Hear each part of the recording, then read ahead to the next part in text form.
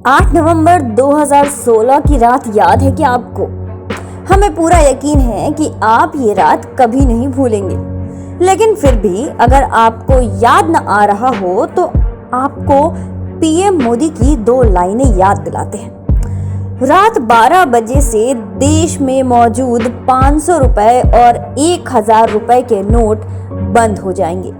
ये थी देश में काले धन को रोकने के लिए मोदी सरकार की गई नोटबंदी, जिसे एक बेहतर कल की शुरुआत कहें या फिर काला इतिहास, कहना मुश्किल है। बिना किसी चेतावनी के लागू की गई ये नोटबंदी आम जनता पर किसी पहाड़ जैसी गिरी। मोदी सरकार ने पुराने 500 रुपए और 1000 रुपए के नोटों के बंद करने के साथ साथ नए 500 रुपए और 2000 रुपए के नोटों को बाजार में लाने की तैयारी की।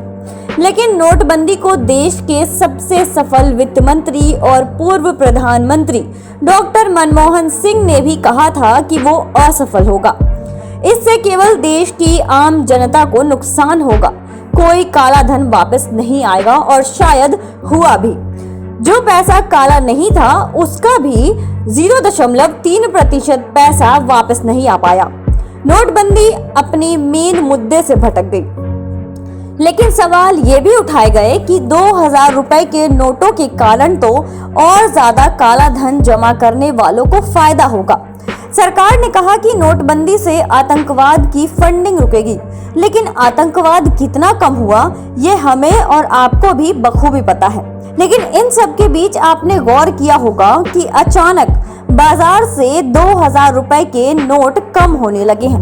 अब आप ज्यादातर 500 रुपए के ही नोट देखते हैं। ऐसे में क्या सरकार फिर से नोटबंदी की तैयारी कर रही है?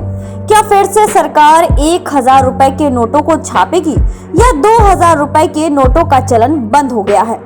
आज हम इसी सवाल का जवाब जानेंगे। जिस वक्त 2000 रुपए के नोटों को आरबीआई भारतीय अर्थव्यवस्था में लाई थी, तब लोगों के बीच एक सवाल हमेशा उठाया जाता था कि आखिर 2000 रुपए के खुले पैसे कैसे मिलेंगे। लेकिन यह समस्या तो आम जनता की थी, मगर काले धन को वापस लाने और उसे खत्म करने वालों को तो काला धन रखने का एक नया रास्ता दे दिया गया था। मगर शायद सरकार को अपनी गलती का एहसास कुछ सालों में हो गया है।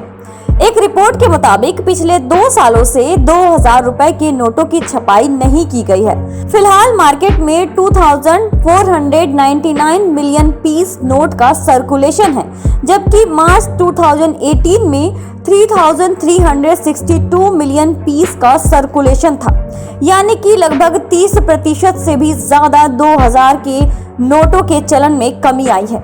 अचानक करीब 843 मिलियन पीस बाजार से वापस ले लिए गए हैं।